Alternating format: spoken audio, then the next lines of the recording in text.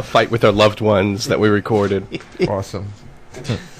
Speaking of being wildly inappropriate, this week a new coloring book being put out by the Archdiocese of New York just came out. It's called "Being Friends, Being Safe, Being Catholic." It pictures it shows a guardian angel character that hangs out with little kids and and tells them how to be friends, be safe, and be Catholic. And in one of the more shocking pages of the book, shocking. Ooh, he's a shock jock. That's not even a thing. That's not even a thing. In one of the more shocking pages, there's the angel suggesting to a young boy as he's putting on his altar boy uniform and a priest is escorting someone out of the room, make sure to always leave a door open and never be alone in a room with an adult no matter how much you think you should trust them. Even a parent?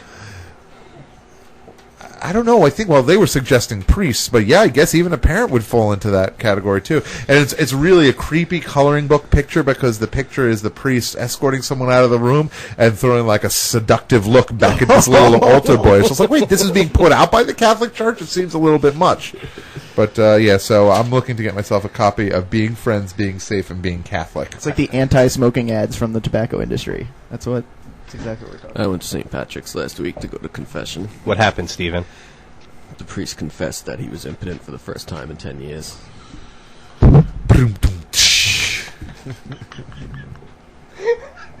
No, wait, there's more. Now I know what I'm getting. There's not. I know what I'm getting Chris for Christmas now. A coloring book.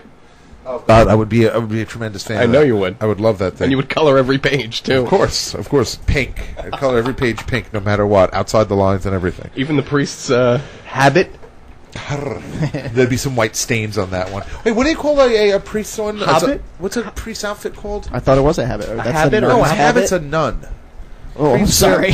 Priests wear dude, I'm like a devout Catholic my entire life. A zoot suit, right? Priests wear a zoot suit. Why did the priest cross the road? Why, Stephen? He thought the chicken was a little boy, and he was trying to F him in the ass. Great, Steve. Thanks. Jesus, Stephen, take it back a couple notches, Whoa. would you? I didn't realize how shocking Stephen Wright was. We cannot have him in the studio That's anymore. all right. It's, what are you going to do? He's a celebrity. What are we going to do? Stephen, you have a little more PG? Steve? No? I don't get jokes on command. All right. Oh, nice. He's more PG. I'll tell you that much. As long as we're talking about PG, why don't we go PC instead, as in politically correct? Hey, that was a bad segue. Stephen Sakai, 32 years old. He's a gentleman. He was a bouncer. No, he's like 50, that guy. he was a bouncer. Dude, wait till you see where the story's going.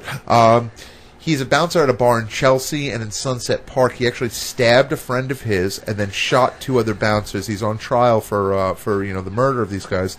At his court hearing this week, he shows up with the center of his mustache shaved out to look like Charlie Chan.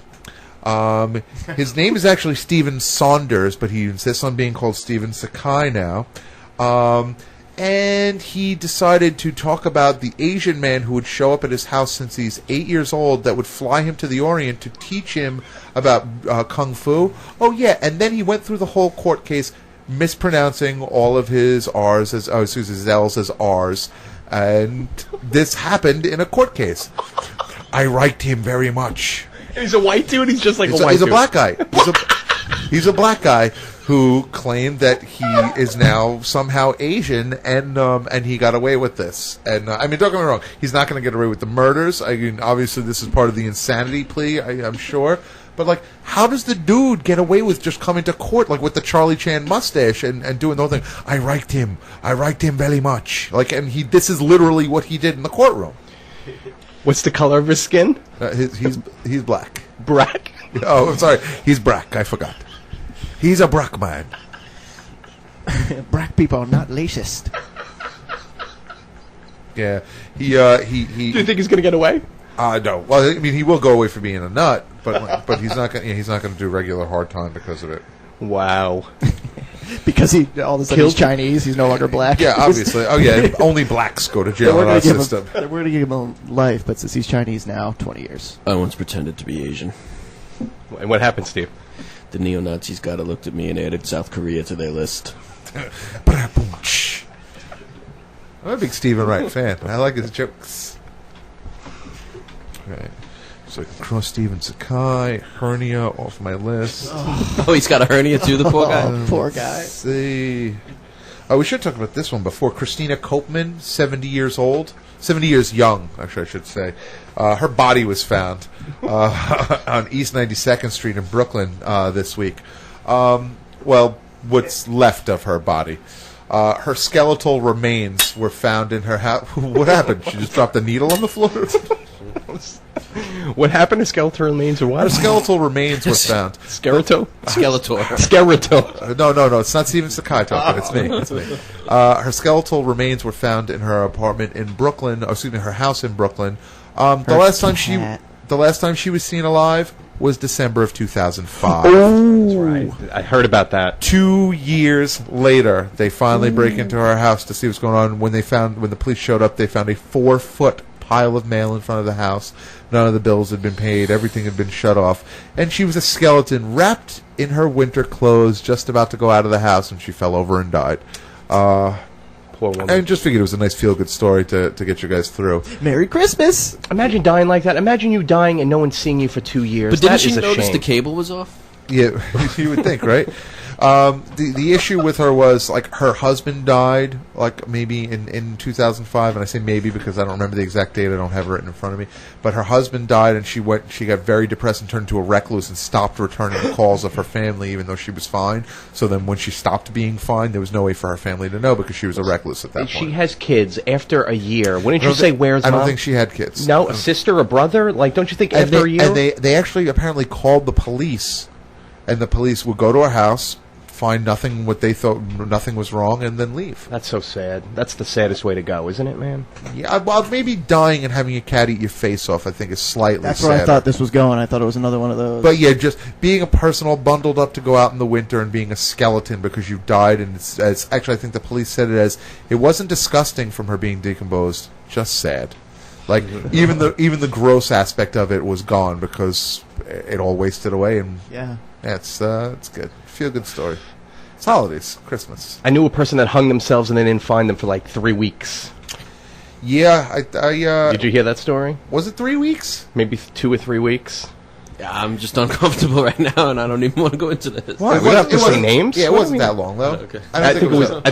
I think it was at least 2 weeks because the person underneath them was Yeah, having it was- problems it was a long painting their The ceiling was stained, and But no, and I heard that. But yeah, I didn't think it was that long there.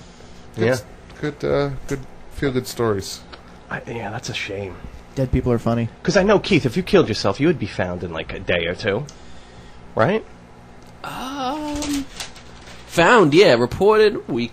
Reported a week. Okay. Do you guys remember the Megan Meyer? Do you remember? I know that name. Yeah, Is she's she like- Megan's Law? Is that her? No, I don't Okay. think that's her. But they did make a law after her. She was like this 13-year-old girl, like really depressed, and Oh my God, the MySpace thing. that's it. Isn't this Oh, okay, crazy? let's All talk right, about I'll try to like sum it up because something recently has happened about it. And it's Well, I was all this watching I was suicide. watching 20. Oh, another suicide? Well, what is it? Tell me what it is. All right, because- Megan Meyer is like I think at the 13. time 13 years old in October of 2006. Yeah. And she's kind of depressed. A bit It's of an some outcast. Midwest town. I think I don't know where. Yeah, it's Podunk somewhere. I might. Yeah, I don't know. It's in America. She's like ADD and depression and She, whatever. she And was an every- American girl, so care about her dying. Exactly. She White was too, starting. right? She started. She I didn't said have a lot American. of friends, so she got hanging out on the internet through MySpace. Hooked up with this guy called Josh Evans. Josh Evans. Josh was his name. Hartnett, actually, he's involved now. Josh Evans is like working up this this sort of friendly relationship with this girl for maybe 4 or 5 weeks or something, and then all of a sudden Josh Evans gets really angry with her, like starts publicly calling her a slut on the MySpace page, and just says, you're a bad person, and doing all kinds of like nasty things.